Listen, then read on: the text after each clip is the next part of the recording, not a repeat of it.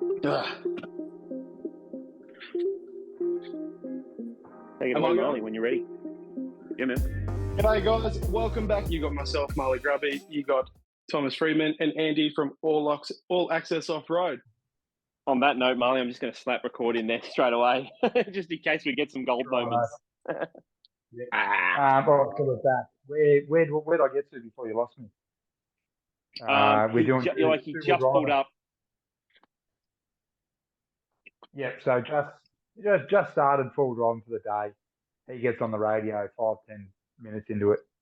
Everyone got to stop. His car's overheating. Because he's driving in two-wheel drive. Like he wanted to rip it up, get sideways, drift up the tracks, all that sort of shit, and it just it's pointless. There's plenty of action further on where you're going to be stuck and you're going to put your skills to the test from the get go. You're on the limiter, revving the shit out of your car, tearing up the tracks, destroying your rear tires. It just, to me, like, I don't know, I must be getting old, man, because to me it's just fucking pointless. Just stupid. No need for it. I love a good challenge, man. We might be stuck on rocks, and I'll hold it on. I'll smoke the tires on rocks, that sort of stuff. But yeah, Doey's in a gravel car park and ripping up footy ovals is just really starting to get on my nerves at the moment, mate. Just doesn't do it for me. No. Just silly P-platers. It ruins it for the rest of us. And now, if you drive a Nissan Patrol, you are straight up, you're labelled a hoon, tearing up the bush, that sort of shit. So I'm slowly getting rid of all my patrols, and I'm building the Prado up to become the patrol leader, mate. Damn right. Absolutely. Just get a patrol chassis and everything, and then just put the Prado on top. I have thought about that. Yep, just did a Prado body straight on top of a patrol chassis. That sorts out the weak Toyota run. Yeah, that's for sure. Living in luxury too, as well too, because Prado interiors are comfy as, aren't they, Andy? Yeah. It's much like my chair that I got going on here. Yeah. Brilliant. Good. Right. So yeah, that's nice. that's right. That's story time over. Where were we? Let's jump along. So we had a little bit more of all the gear, no idea. Did we have anything else? I think it was just you wanted to chat about just a bit of on-track etiquette. Who's got right of way and such and such. This is a pretty interesting debate. So I'll give you a scenario, and you two boys tell me which way it's going to go, right? So we're going to both downhill to a river crossing. So we got a convoy of 10 cars coming down a hill. They've just got to the river crossing. They're actually, they're parked on the track. They're out. They're wading the water. They're having a look, seeing how deep it is, making their mind up whether they're going to cross or not. Now on the other side, we've got two dudes that have come, so two cars that have come down, and now they're in the same position. They're on the track, and there's only there's no room to pass. It's through the river and out the other side. Who should give right away to who? Who do you feel will go? And it's a mutual agreement between the two groups. Yeah, right. Well, we'll move out of your way. We'll go first, or vice versa. How do you boys feel it should be played out?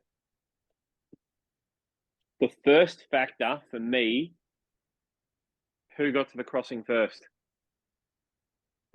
Well, let's say the group of 10, factor. The group of 10 were there first, but they're all out of the cars, standing down at the water, and the group of 2 have just rocked up and gone, "Hey, can you move your cars out of the way? We want to get through." But now you've got 10 cars that are all in the way. Did you say there's nowhere for them to pull up or anything, or? Not really, not without having to back up the track a fair way sort of thing. You can squeeze cars past each other if you try enough. But in general, let's not take it too far. But because in my opinion, I'll give you my opinion, it is much easier for them 2 cars to find somewhere out of the way and let the 10 through then it's going to be for the 10 cars to find somewhere out of the way and let the 2 through. Whereas you'll get some people that you'll get some people that just drive straight through the river and be bull bar to bull bar with the first car and start arguing, going, "Hey, get out of our way! Like we want to get through here." And you go, "Man, like I can't go backwards. I got a car up my ass, there's a car up his ass, a car up his ass, and a car up his ass for the next fucking 10 cars up the hill. How about you boys just scooch to the side and the 10 of us will go round you?" In my opinion, that is the smarter option. There's not many people that agree with my opinion. They seem to think the smaller group has right of way. I think it's the bigger group. Yeah. Yeah, I'm trying to get into the mindset of why the smaller group is, because they think that because of the smaller group, they're quick and agile and they can get past easier, and the bigger group is slow and cumbersome, so they get out of the way. Is that what they're thinking? The smaller group will be passed and gone well before the 4th car from the big group has even entered the water. That's the mentality behind it. Oh, that's that's not golf etiquette. I can guarantee you that. I mean, no matter how big or small the group is. Yeah, don't let them play through. That's it. Yeah. I've always been told. Yeah, ever since I was a kid, I always got told the bigger group always goes past, because the smaller group, it's easier for them to find a spot close enough to the edge of the track that you can kind of squeeze through, rather than one car trying to get, or 2-3 cars trying to get past 10-15 cars that have all got to try and find their own little spot in this track to try and find a pull over, rather than these two cars pulling over. It might take an extra 10-15 minutes, but 10-15 minutes is a lot better than spending 20 minutes arguing. So I'll give you another scenario now. So it's just one car coming each way. But we'll say car number 1 is on the embankment side and car number 2 is on the cliff side. You've met each other on a one-way track. Someone's going to have to back up to a point where they can move out the way enough to accommodate getting round each other. It's going to be a mutual agreement, and I'll sort of go, if I come to that scenario, I'll go, "Hey mate, like I noticed, about 2 k's back there was a little bit of a nook I could get into. Like if you recall anything like that up your way, I'll back and you can come round me." That sort of thing. I feel the car against the bank should pull into the bank as hard as they can, and then the car that's still moving, it is then their choice as to how far to the cliff they want to get, and they go, "Nah, look, I can't get over enough to be able to not touch your car and not put my wheels over the cliff, so we're going to have to rearrange this scenario." Like, how would you play that one out, boys? Yeah, it's definitely the bank. If you're on that bank side, I bury the car into that bank so they can get past. Absolutely, I've done that a fair few times to do that so they can pass a little bit easier. Yep, and then you in the bank, you stay still. Like, I mean, some people think you're better off to get the car on the cliff to just pull as far over as they're comfortable, and then you being safe against the bank and between them, you do the moving then, and you got less chance of slipping sideways and falling down the cliff. But I think when you're in the drain, in the spoon drain and against the bank, you tend to ride the bank a bit and tip your car into their car, that sort of stuff. Yeah, so you can do the whole climb the bank. So you're getting further and further off the track to make that easier for that person to go around. And usually when you do that, when you go into the bank and then start climbing up it as well too, there's usually ample amount of room, even on some of the tightest tracks, for that person to get across. Yep. Yeah. So on that one, I'm going to make this complicated as well too. If there's elevation going up and down hills, steep hills. Righto. I believe the car coming down has right of way, because it's a lot harder. once you're moving, it's a lot harder to stop. You know, if you're coming up a hill and you see a car coming down, you should come to a stop. This is just my opinion. You should come to a stop immediately, preferably on a washout or something like that. Get yourself to the side and just stop. And then the car coming down will see, all right, he's stopped. I'm right to keep coming. As I'm not sure, like I'm thinking relatively really steep. You're using the low range first gear to slow the car down. You want to come to a stop, you need to put your foot on the clutch and then put your foot on the brakes. As soon as you put your foot on the clutch, you lose that low range first gear, slow moving down the hill, and you begin to roll, free roll. And then by applying the brakes, possibly lock the wheels up, start sliding, and then you're out of control.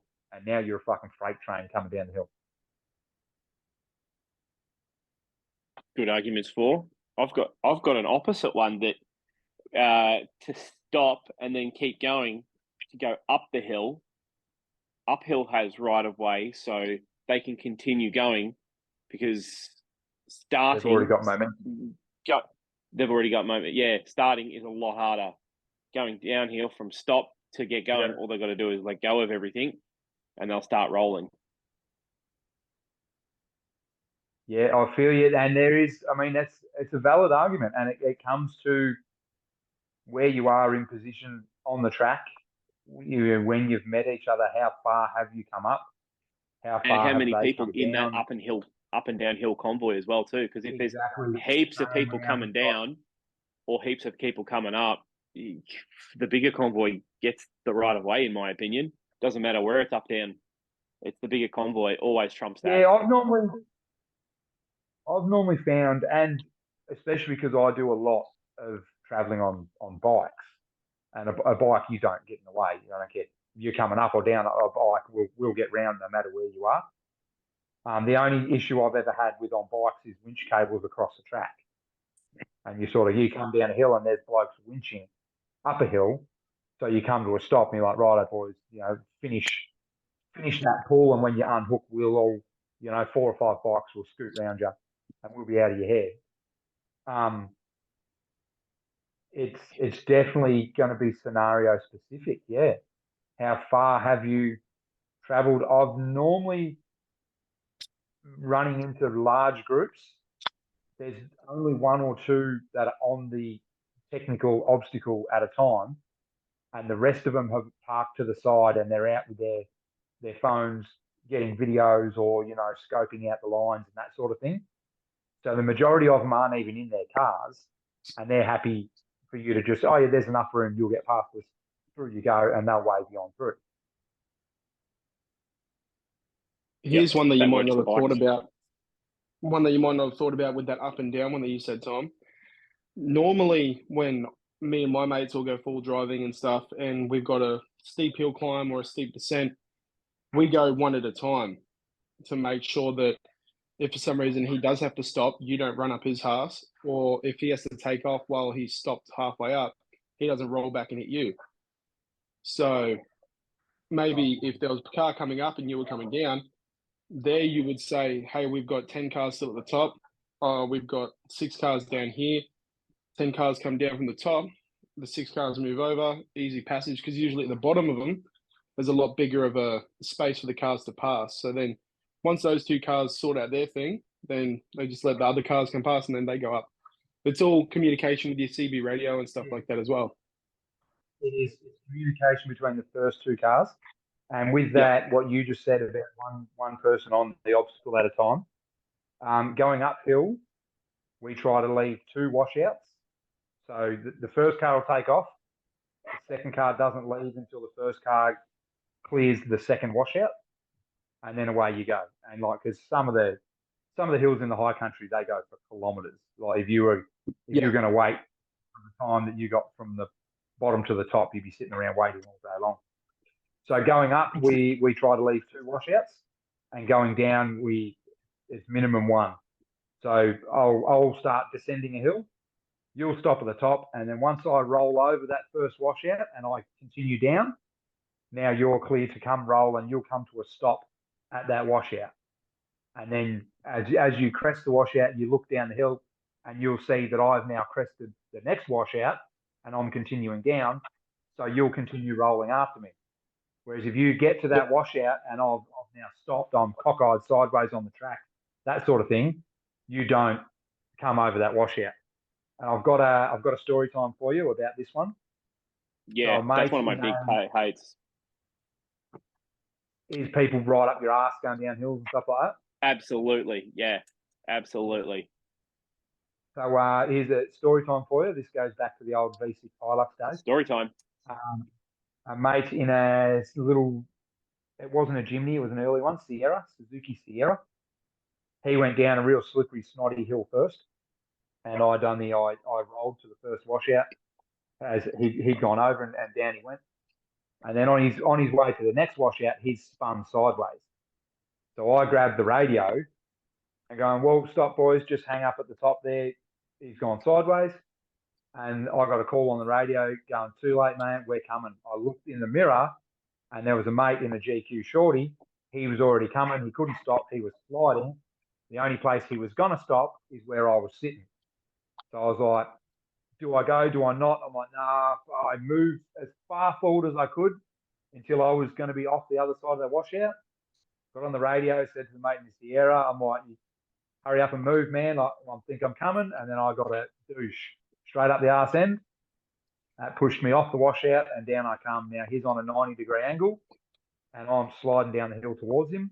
My only option was to put the car off the track.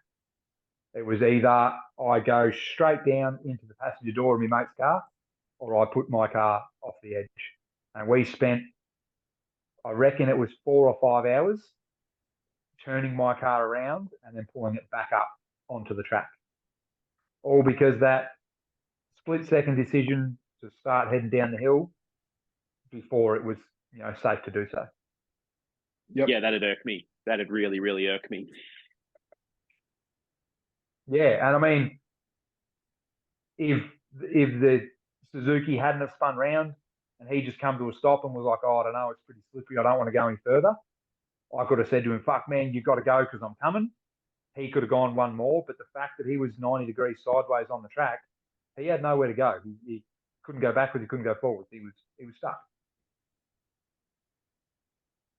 Yep. That's when it all comes back to early communication, talking about pre-track sort of like what's going to happen. I'm going to go, you guys are going to wait. We're going to tell you when you guys can go and stuff like that. Yep. Do you boys run a corner man system? Say again, Andy? Do you run a corner man system? So like if you've got a big crew, how do you make it so that people don't get left behind and everyone knows to turn left, turn right, that sort of thing?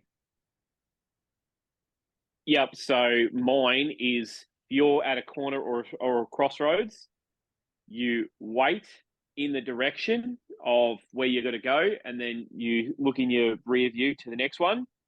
And once they come up behind you, you go, and they have to wait where you were so they can let people know, basically like breadcrumbs, to let people know which track to take so you can go on. And it also helps out stagger out the convoy as well. Yeah, that's what we run as the corner, call it the corner man system. Yeah. Another way we have of doing it is there's a lead car and a tail end Charlie, who is the last car. Both of them know where we're going and both of them know what we're getting into. Everybody in between can be beginners, can be experienced up to wazoo, doesn't make a difference. The lead car will stop at the corner and wind the window down and say to the second car, I need you to park there, tell everyone to go this way. That second car will not move until tail end Charlie gets there and says, righto, mate, off you go. And this works in a group of 10, 20, 30, 40. And it's a good way to, because if you're in a big group, you sort of only tend to talk to and have a joke with the car in front of you and the car behind you. So it's a good way to keep the cars rotating through the field. And you might have other mates that are maybe they've got your beer in their fridge, or something else. Maybe you've got a couple of kids and the kids want to swap seats and stuff like that. So as they come through and you go, right, man, going that way, just pull up, let me get a couple of beers out of the fridge. Or, the kids want to jump in with you, or our passengers are going to swap seat or whatever. It's a good way to keep mixing it up. The field keeps moving. You get to your destination. Everyone gets to have a chin wag and a bit of banter. So that's our second way we run a corner man system. That is easily my favourite to get that rotation happening. It does take a decent leader and tail end Charlie to execute that properly as well too. So definitely my favourite, but it really does take a fair amount of leadership to execute that one as well too. So you got to really trust the group. Well, that's what we try to do with the club drives. We have a very experienced driver leading, a very experienced driver tail end Charlie. And it is also good for maybe, you might have a slow leaking tyre, or you want to check something out. If you're having to stop at a corner for 10 minutes every half an hour, oh man, that tyre's starting to get flat. Oh, hang on, I've caught up to the lead car. Next corner, I'm going to pull over. So the whole group doesn't have to stop while you pump up your tyre. Because now you have been told, right, park there, you got 10, 15 minutes before everyone else comes through. And especially in dry, dusty conditions, it is a ripper. In wet conditions, you can tend to keep moving a lot quicker. So you run that first, just follow the lead car and make sure the car behind you makes the turn. But in dusty conditions, that's second man stops on the corner, waits for tail end Charlie. That's our go-to, boys. I like that. And how? Yeah. Yeah, you go, Marl.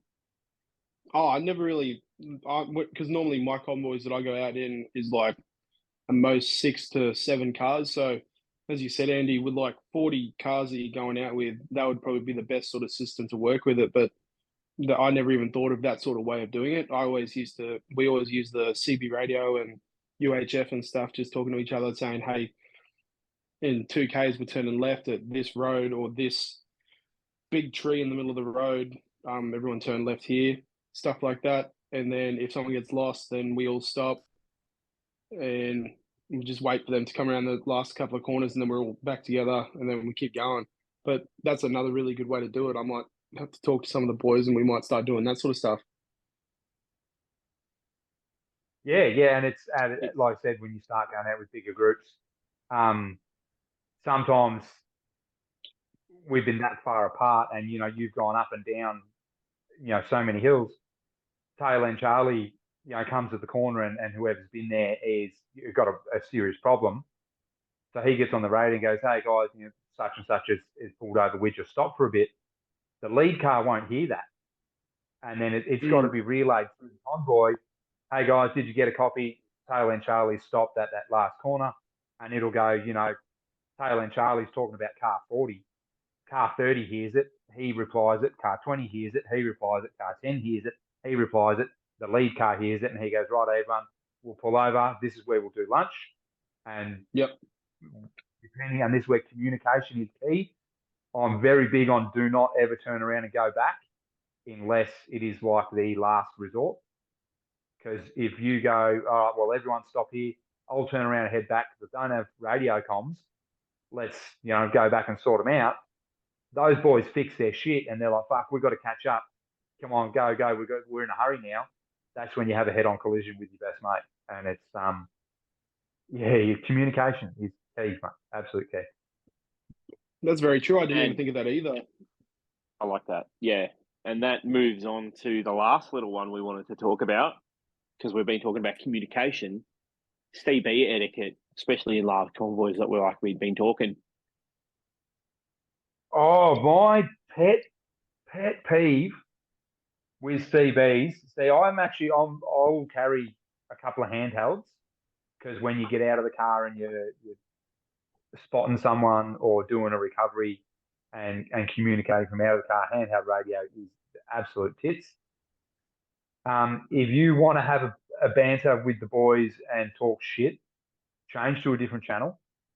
because there's nothing worse than being the lead car and someone's,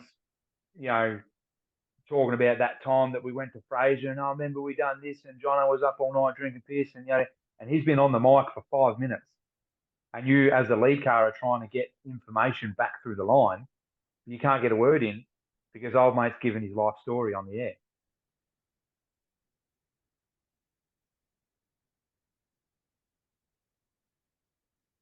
Yeah, I've got a big one to resolve that, Andy.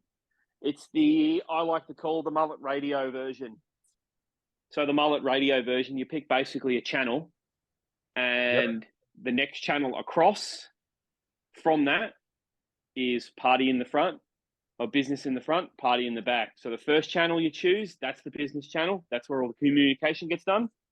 The next channel along is the party channel. So that's the whips and the coils and the yous on that one. But the I love it, mate. The mullet radio. Yeah. Mullet radio. I'm stealing that one for sure. Yeah, so mullet radio and party in the back. Whatever channel you choose. So let's say we're all on channel 20. If you want to talk shit, go to channel 21. Yep. That's absolutely ripper. And then like myself, where I have 2 radios in the car, I could have one on channel 20 and one on channel 21 and keep an ear on what's going on all round.